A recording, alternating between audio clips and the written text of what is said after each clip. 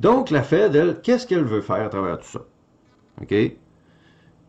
La Fed veut tout simplement prendre le contrôle de tout ce qui est gros sur la planète Terre. Qu'est-ce que je veux dire par là? On vient de faire des shutdowns de villes entières, de commerces qu'on ferme, de tout ce qui n'est pas service essentiel. Et toutes ces compagnies-là, à cause de ça, se ramassent en faillite technique, en faillite de on n'a pas de revenus, on est en train de couler semaine après semaine après semaine, parce que là, on ne parle pas de perdre 50 000 $, on parle de perdre des milliards et des milliards à chaque jour. Donc, la valeur de la compagnie va descendre très rapidement. Mais pour ça, la Fed a besoin de temps. Puisque ces grosses compagnies-là, certains ont encore du cash et vont pouvoir payer leurs dettes pendant un certain moment, mais à un certain moment, ils n'arriveront plus. Ils vont s'en aller de plus en plus vers le bord de la faillite. Et quand ils vont arriver là, la Fed va aller les voir pour leur dire « Je prends possession de la compagnie, je vais contrôler la compagnie, mais je vous donne tous les fonds que vous désirez pour repartir dans 1 mois, 2 mois, 5 mois, 6 mois, je ne sais pas. Pour justement que vous ne fassiez pas faillite, parce qu'on ne peut pas se permettre que tous les avions fassent faillite et qu'il n'y ait plus d'avions dans le ciel, c'est un service essentiel. Qu'est-ce qu'ils vont juger de service essentiel après ça? C'est à eux de le savoir. Mais le bail-out, OK? Ce qu'ils veulent faire, c'est un bail-out total et final. Le plus gros bail-out. Ils ont vu qu'est-ce que ça donnait en 2008, OK? Ça donne des profits sans arrêt et ça n'en donne pas à peu près. Donc, ayant fait ça dans un ou deux petits domaines bien tranquilles, genre un peu dans les banques et un peu dans le système des autos et tout ça, là, cette fois-ci, on a besoin de temps. On a besoin que toutes ces compagnies-là s'en aillent vers la faillite pour que tous les gouvernements, toutes les banques centrales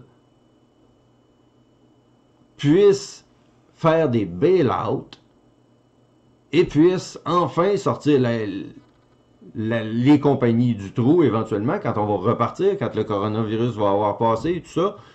Et là, ils vont s'en mettre plein les poches. C'est une grosse magouille. Vous savez que j'adore faire des recherches. Je suis arrivé à ces conclusions-là parce que je ne comprenais pas pourquoi l'argent US montait. Jusqu'à temps que je comprenne plus.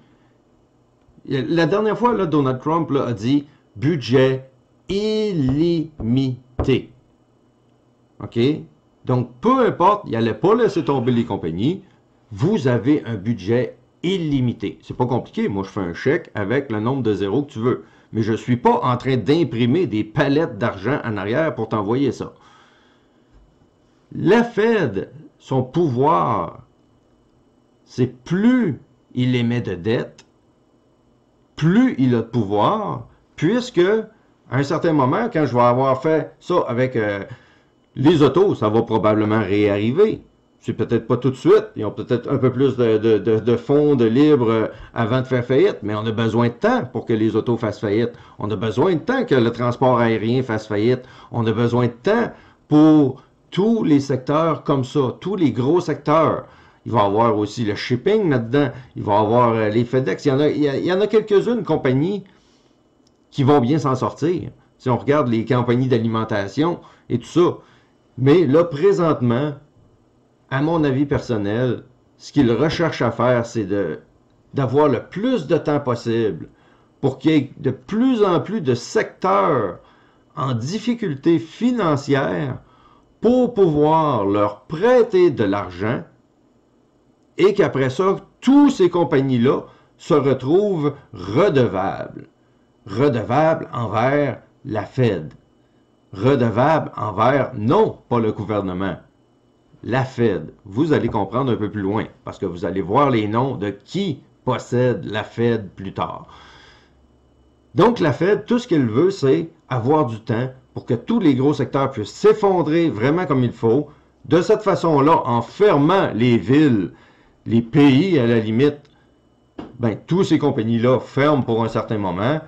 se ramassent dans des problèmes financiers et la Fed arrivera à la rescousse avec leur budget illimité. Mais pourquoi ils ont plus de pouvoir? Parce qu'ils vont éventuellement posséder tous ces grosses compagnies-là. Et ils vont avoir acheté probablement des actions à 25 sous. Et ces compagnies-là, il y en a qui vont remonter à 10, 15, 20, 30, 50 dollars. Donc, en plus de l'argent qu'ils vont recevoir, les intérêts qu'ils vont recevoir et tout ça, sur absolument rien, sur du vent, c'est un petit peu comme moi si je vous dirais, viens voir Danny Murray, demande-moi un chèque, je te le fais, dis-moi le nombre de zéros que tu veux dessus, ça ne me dérange pas, c'est juste un chèque. Je te le remets, et toi, en échange, tu vas me renvoyer des palettes pleines d'argent, des containers de vrai argent pour repayer une dette qui part d'absolument rien, qui part de quelque part qui n'existe pas. On ne l'imprime pas, ils ne sont pas capables d'imprimer autant d'argent. Et ça fait des années qu'il n'y a pas assez d'argent sur le marché comparativement à ce qu'il y serait supposé d'y avoir. Et ça, vous ne devez surtout pas savoir ça. Parce que si vous savez tout ça en même temps, vous allez tous aller à la banque, vous allez tous sortir votre argent et il n'y aura plus d'argent pour vous redonner votre propre argent vous-même que vous ayez travaillé aussi fort. Donc, comprenez tout ça. Et là, la Fed, on y va avec les valves ouvertes au maximum ici. OK? Tout ça, ça explique quoi? Ça explique pourquoi, justement, le docteur Raoul se fait envoyer d'un côté et de l'autre comme si ce serait un amateur. Cette personne-là, là, c'est une personne qui a reçu des trophées pour l'ensemble de sa carrière. Là, on parle pas de ça fait 3 ans que je fais ça. C'est pas quelqu'un qui a été acheté par quelqu'un. C'est quelqu'un qui dit on a une solution là. Peut-être que c'est pas vrai la solution. Ça n'a pas d'importance. Mais ça coordonne dans on a besoin de temps. C'est pas le temps que ce genre de nouvelles-là sortent. Et si ces nouvelles-là sortent, ben on va tout faire pour les discréditer. Parce que nous, la Fed, ce qu'on a besoin, c'est que Boeing fasse faillite. Puis quand ils vont être sur le bord de la faillite, on va aller te proposer de t'acheter presque pour rien une bonne partie de ta compagnie et en plus te prêter de l'argent que tu vas remettre après. OK? Donc, c'est pour ça la grosse campagne de peur, de désinformation qui se passe, de mauvaise prise en charge des gouvernements. On attend les grosses faillites pour faire le bail-out et faire à la limite le bail-out mondial. Et en même temps qu'ils vont faire le bail-out mondial de toutes ces grosses compagnies-là, ils vont en même temps acheter des actions pour des bouchées de pain, puisque comme je vous dis, Fannie Mae, c'était à 25 sous qu'ils les achetaient. Donc, ça vous donne une idée. Ils vont prendre le contrôle de ces géants-là, mais ce n'est pas juste les géants, c'est les moyennes, les petites entreprises qui vont se faire prêter des milliers, pour certains des millions de dollars par le gouvernement, ou peu importe, la Fed, la Réserve fédérale, la Banque du Canada, ou peu importe. Et au lieu de faire de l'argent et payer votre maison plus vite que prévu, vous allez remettre vos dettes pendant des mois et des années de temps et remettre des dettes. Habituellement, ça devrait être de l'argent pour de l'argent, mais là, on vous donne un chèque avec des zéros pour de l'argent que vous allez leur remettre. Donc, un coup, ils vont avoir le contrôle de toutes ces grosses entités-là. Plusieurs vont avoir fait faillite. Ils ne vont pas tous les réchapper, mais celles qu'ils vont réchapper vont peut-être pour certaines devenir de pas loin de nouveaux monopoles. Ils vont s'en laisser une ou deux, ou ils vont en faire des bail-outs sur 3-4 juste pour être sûr qu'il n'y ait pas de monopole. Mais le monopole, c'est eux. C'est la Fed.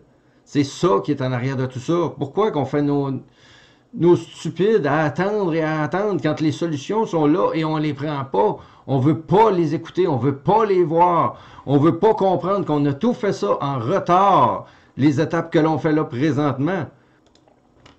Est-ce que vous imaginez à quel point tout ça va être des quantités phénoménales d'argent?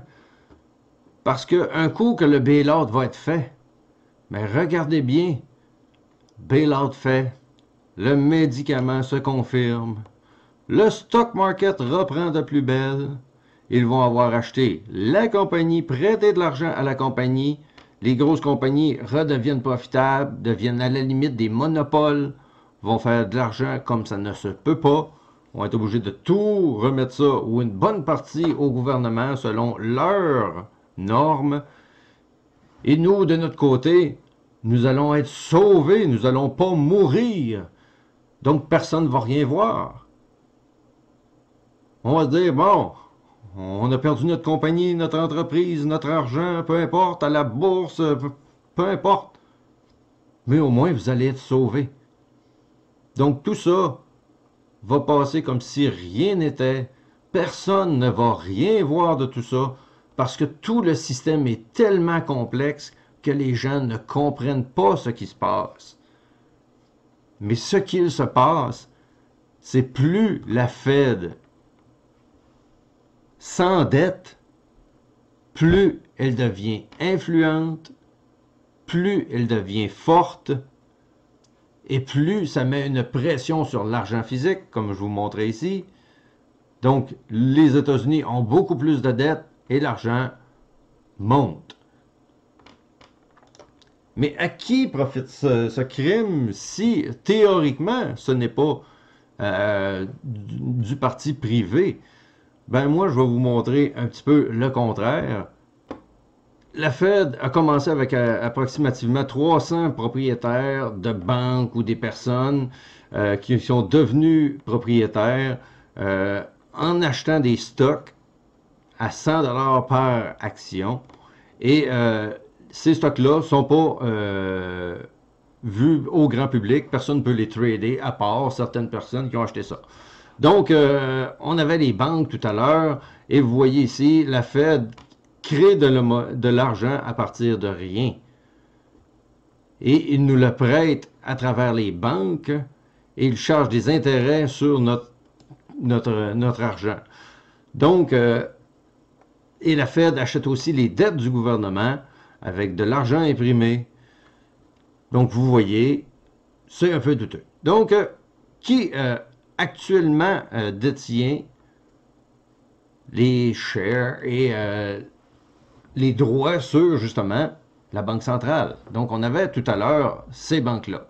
Donc, vous voyez un paquet de grosses banques, y compris Goldman Sachs, y compris Lehman Brothers. Donc, c'est les deux plus connus que vous allez voir. Rothschild aussi, à Berlin. Donc, vous voyez les gros noms ici. OK? Ces gros noms-là sont des banques. Ces banques-là ont des prêts à partir de la Réserve fédérale d'argent qui part de nulle part. Et ces banques-là sont détenues par des gens. On va aller voir un peu plus loin. Voici tout simplement les noms de ceux qui sont propriétaires des banques. Vous voyez, ça va beaucoup plus loin que juste ce qu'on peut penser vite fait. Il y a définitivement des propriétaires. Eux, c'est les plus gros shareholders de ces choses-là. Peu importe, il y a des propriétaires, il y a des gens qui vont s'en mettre plein les poches. Le COVID-19 n'est qu'un prétexte. Peu importe, ils ont décidé de faire le big sweep final, le grand balayage final. On se doit d'avoir le plus de compagnies en faillite possible, qu'on puisse aider le plus de gens possible, que les gens nous remercient à la limite de leur avoir envoyé des chèques comme ça. Pendant que ce temps-là, il y a vraiment des personnes en arrière de ça, des compagnies en arrière de ça, qui en profitent et qui veulent devenir les maîtres du monde, ou presque, parce que rendu là, on parle d'avidité, mais ça n'a aucun sens. Donc, voilà les noms. Pas plus compliqué que ça. Tout est là. Rien d'autre à dire.